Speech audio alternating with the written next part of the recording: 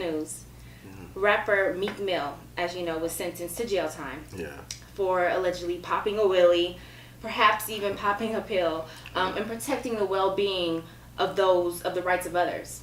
So I want to know, as a criminal justice reform advocate, what happens after the rally is over or after the petition is signed? We recently did a rally. Well, I mean, I think the real work happens once all the cameras go away and everybody's got past the media part of it.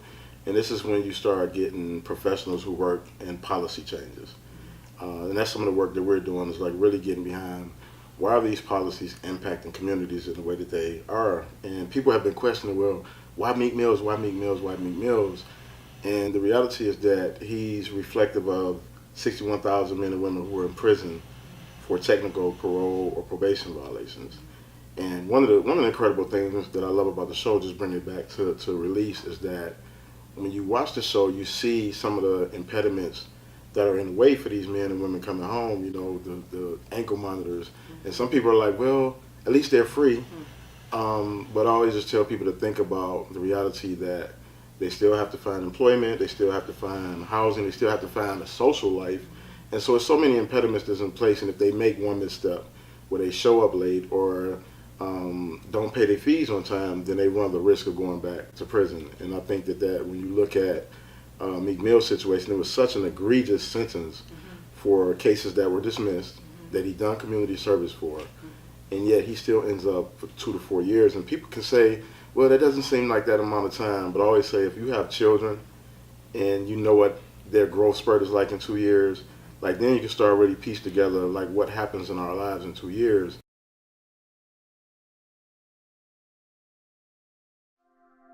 I've been incarcerated on this sentence right here for almost 7 years. I did a sentence before this that was 8 years.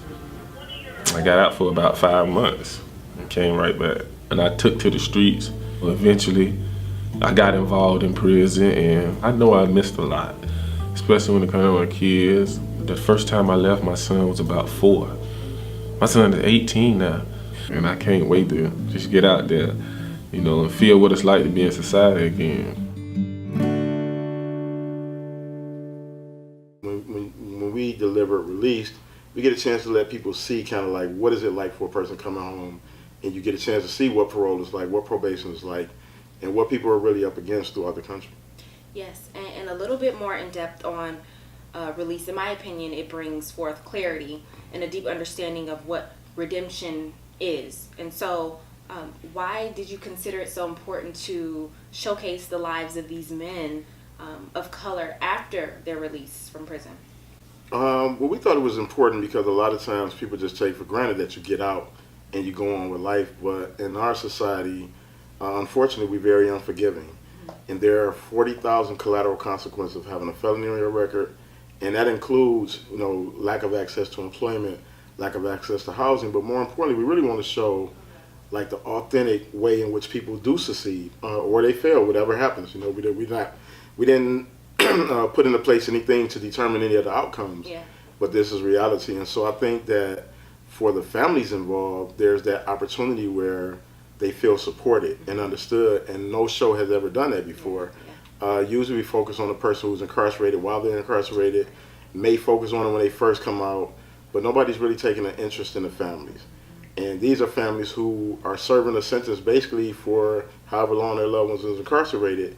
And a lot of times it's such an isolated feeling. You know, we have a released Facebook group now, and there's so many families that just come in and say, you know, this is what my family is going through, and I never had a way to give voice to it, and so now we've created a platform for people to do so. Yeah, it's really amazing. I personally watched it, and before I had this opportunity to interview you, and I watched the whole thing. It was truly amazing, so thank you for doing that. Oh, thank you so much. It's clear that you have a very deep love for your youngest son. Yeah. What are the things that you share with him about being a black man in America? And with that, how are you ending the generational cycle of oppression in either your family or within your sphere of influence? Well, I'm actually happy you asked that question. As a black man in America, we're constantly bombarded with these negative images of what we can't be, the various impediments in our way, the police brutality, racism in the workforce. And a lot of times we focus so much on the deficits that we don't get an opportunity to really focus on our assets. I have an amazing friend named Travian Shortis who started an organization called Black Male Engagement. And one of the things he talked about is that we have to frame our own narratives. And so with my son, what I do is every night I'm very intentional about one of our rituals, which is to do affirmations. And so every night when it's time for him to go to bed, I affirm for him like who he is. Like, you are great, you are awesome, you're amazing. And you know, when he asked me why do I do that, I said, well, my responsibility as your father is to tell you who you are before the world tell you who you aren't. And so that's the way I frame it. You know, I don't have a fear of my son being a black man in America, because I'm raising him to understand his rights, understand who he is, understand his power, and to not shrink himself because of other people's ignorance. And I think, unfortunately, that a lot of times we operate out of our fears, and instead of out of our courage to say, you know what, we're capable of being anything we want to be in the world, and we can make the type of impact and differences that we want to make when we lead with courage. And so my son will be actively engaged in making the world a better place. He comes with me when I'm out doing the work that I do. He understands service. You know, he's 5 years old, but he understands that there are some people who are unfortunate and needs assistance and help, that it's his responsibility to contribute what he can. But I believe in asset framing. I don't believe in, you know, and I think the statistics are real, that is real. And, you know, we say, well, there's 1 out of 4 black men who are going to end up incarcerated. Well, there's also 3 out of that 4 who's not.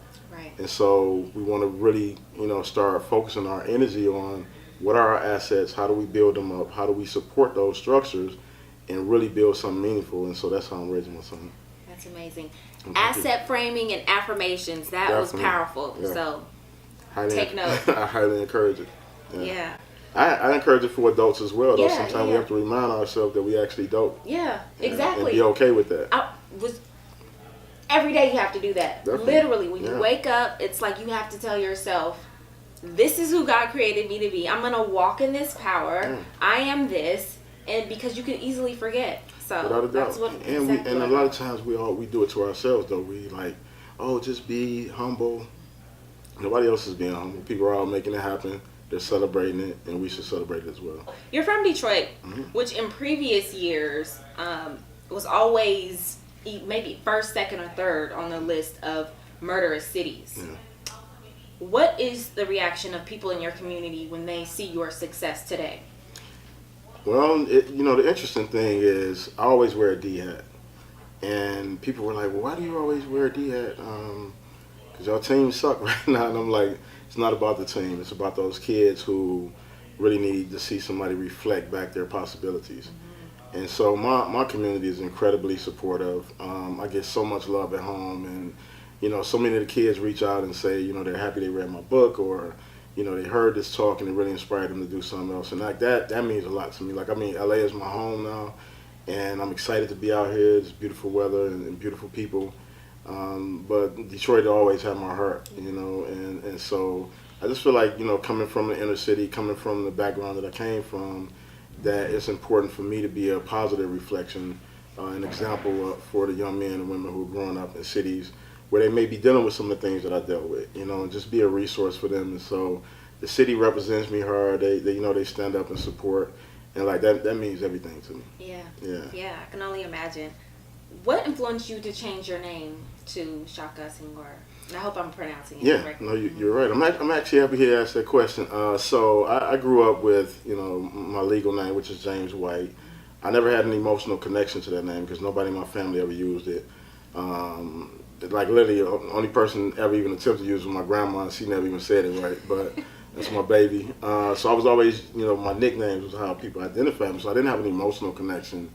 And just as I started to evolve in my own thinking and my transformation, I knew that I wanted to have a name that reflected something meaningful to me, and something that, you know, spoke of, you know, our ancestral power and, you know, our historical legacy. And I wanted to mirror that. I mean, like, you know, I'm a hip hop guy, and, you know, a lot of the artists, they use kind of like the mafia names or whatever. And I'm just like, you know, our ancestors were so much more powerful that they actually built the pyramids. So I want to reflect something that's more honoring, you know, the warriors and queens and kings that we come from. Yeah.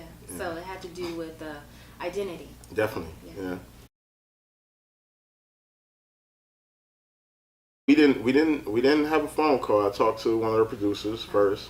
So our first time talking, I was standing there waiting. Everybody had left me, and I was like, "Okay, this is really happening. That I'm about to actually meet Oprah, Miss Winfrey. That's what people. I just call her Oprah, sis, or whatever."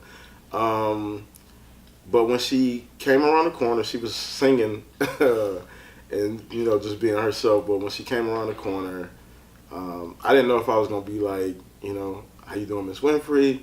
What up, oh? Trying to plan it out. So in my head, I'm just like, how do I greet her? And she just, called my name and just came and gave me the biggest hug. And it was just such a genuine hug. And our interview was just such a powerful exchange of energy.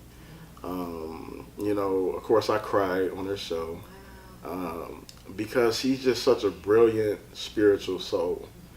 And what I mean by that is like her soul is literally a shining light to humanity, and it's just to be able to experience that interaction in a real way, a very deep and intimate way. It's unlike anything that I've experienced before, and so I have genuine love for her.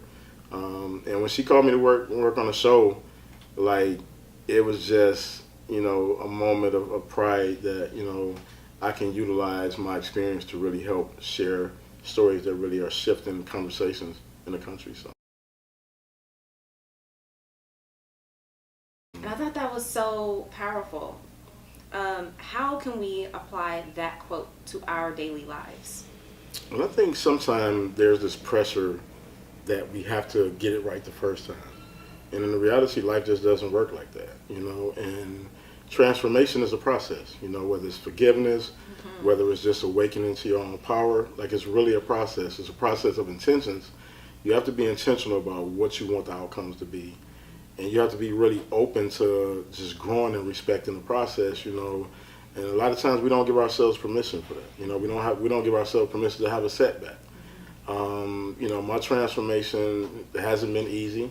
It's an ongoing process. When I'm mentoring, like I'm very honest with the kids. Like I don't portray myself as like I'm some perfect person. Like the reality is I have to consciously and intentionally think about what do I want my life outcomes to be, and are my actions lining up with that? And if they're not, what corrective measures am I willing to take? And so, I just say for people who are struggling with whether it's self-forgiveness, forgiving others, whether it's growing into new opportunities, it's just to give yourself time and don't feel the pressure to get it right the first time. And just be okay that if you fall, there's always opportunity to pick yourself up, but you got to have the courage to do it. Yo, all I need is one mic, one beat, one stage, one nigga front my face on the front page.